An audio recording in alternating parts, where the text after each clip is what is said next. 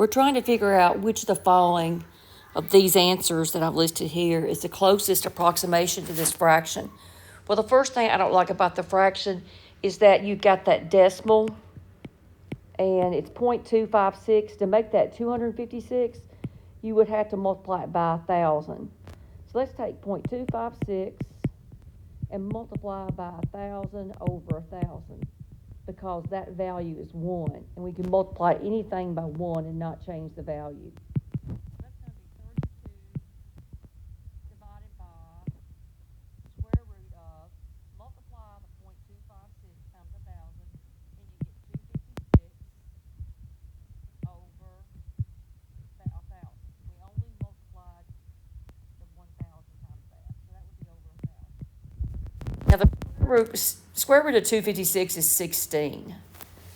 But let's figure out about 1,000. 1,000 is not a perfect square, but the square root of 1,000 is the square root of 100 times 10. And we can take the square root of 100. And this says the closest. In the problem it says which of the following is a closest approximation, which means I can mess with my numbers. 9 is close to 10. So the square root of 100 is 10, and the square root of 9 is 3. So that would be 30.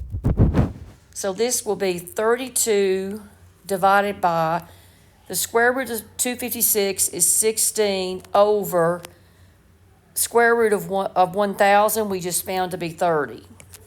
So let's multiply top and bottom by 30 to clear our fractions, our complex fractions. So it's 32 times 30, and here the 30s cancel, all over 16. 16 will go into 32 twice. 2 times 30 is 60. There's your answer.